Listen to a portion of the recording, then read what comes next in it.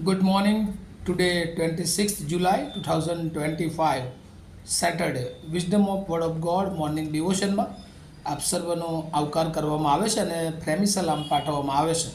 આજે સવારે પ્રભુના વચનોમાંથી આપણે નીતિ વચનોનું પુસ્તક એનો 14મો અધ્યાય અને એની બીજી કલમ પર ટૂંકું મનન કરવા માગીએ છીએ. અને પ્રભુનું વચન આ પ્રમાણે આપણને કહે છે, જે પ્રમાણિકપણે ચાલે છે તે યહોવાનું ભય રાખે છે, પણ જે પોતાના માર્ગોમાં અવળો ચાલે છે તે તેને તુચ્છ માને છે.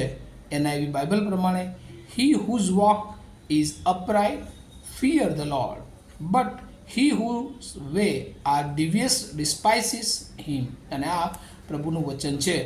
પ્રભુના એક મહાન સેવક ડીએલ મૂડી એ પ્રમાણે કહે છે કે બાઇબલ તમને પાપથી દૂર રાખશે અને પાપ તમને બાઇબલથી દૂર રાખશે. અને આજે સવારે જે વચન આપણે વાંચ્યું છે એમાં માણસના જીવનમાં એ બે માર્ગો પર માણસ ચાલતો હોય છે.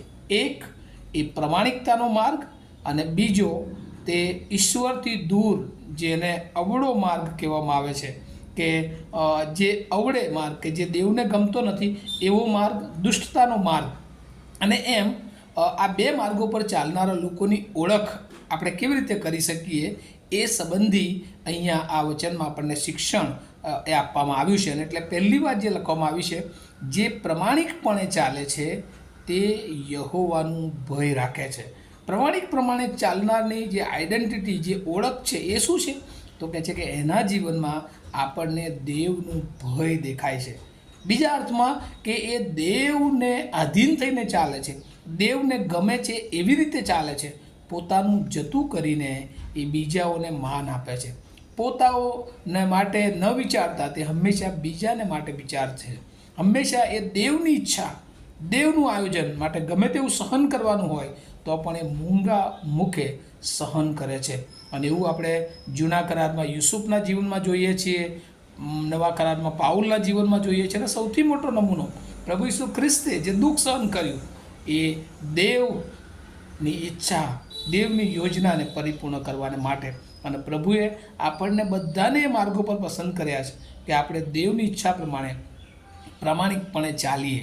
પણ ઘણી બધી વાર આ પૃથ્વી પરના આકર્ષણને કારણે આપણે દેવની ઈચ્છા ભૂલીને, એ પ્રમાણિકપણું ભૂલીને, એ દેવનું ભય ને બીકમાં જીવન ન જીવતા આપણે જુદા માર્ગો તરફ વળી જઈએ છીએ. અને આપણે બાઇબલમાં જોઈએ છે, ઉડાવ દીકરો એ પોતાના સ્વાર્થ માટે જુદા માર્ગે જતો રહ્યો, પણ નુકસાન એને પોતાને થયું. અને એટલે આજે સવારે પ્રભુ કેટલાક બીજા વચનો, નીતિ વચનના બીજો અધ્યાય 15મી કલમ જો વાંચીએ તો ત્યાંય પ્રમાણે લખ્યું છે, જેઓના માર્ગો વાંકા, જેમના રસ્તા અવળા છે, તેમનાથી તેઓ ઉગારશે. અને એટલે જે પ્રમાણિકપણાના માર્ગે ચાલે છે, બહુ અઘરો માર્ગ છે, સાંકડો માર્ગ છે, પણ ત્યાં લખવામાં આવ્યું છે કે જે અવળા માર્ગે તમને લઈ જવા ચાહે છે એનાથી આ પ્રમાણિકતાનો માર્ગ, આ પ્રભુનું ભય એ તમને મને ઉગારે છે.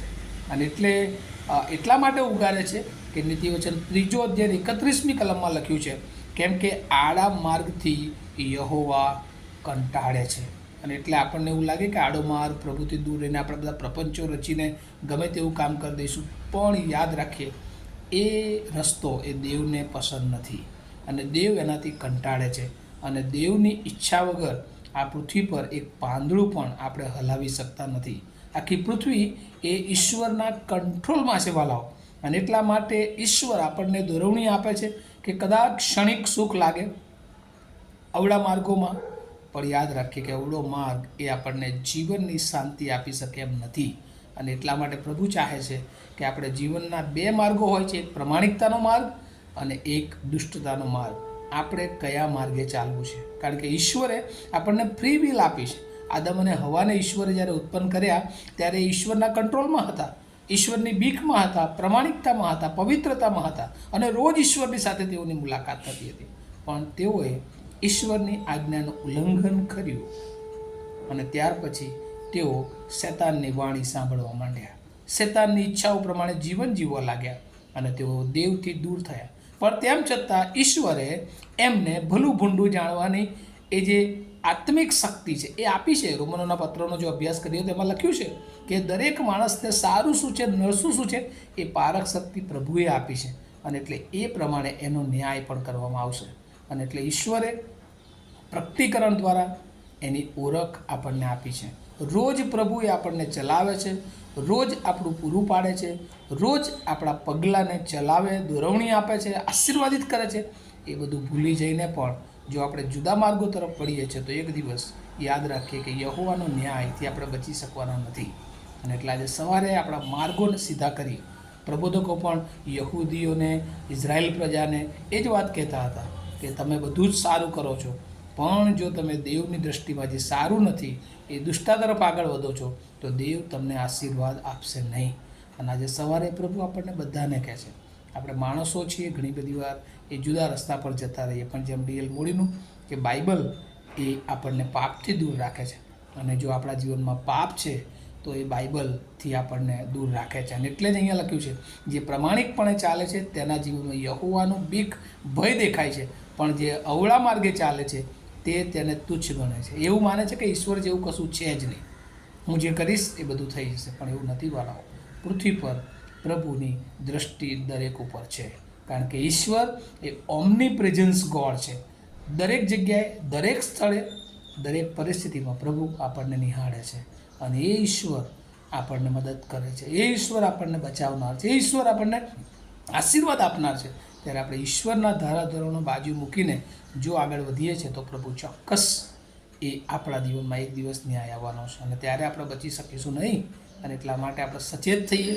પ્રભુ ચાહે છે કે આપણું જીવન એ પ્રમાણિકતાનું હોય, ઈશ્વરની બીકનું હોય, ભયનું હોય, અને એ દ્વારા આપણે આશીર્વાદિત થઈએ ને આપણા જીવન દ્વારા ઘણા બધા લોકો એ આશીર્વાદિત થાય. અને એટલે આપણા વર્તનમાં, આપણી વાણીમાં, આપણા કાર્યમાં એ પ્રમાણિકતા હોય, પ્રભુની બીક હોય, એ ખૂબ જરૂરી છે. આ વચનો સમજવાના માટે પ્રભુ એની બહુ જ કૃપા આપણને સર્વને આપે. આવું આપણે પ્રાર્થના કરીએ.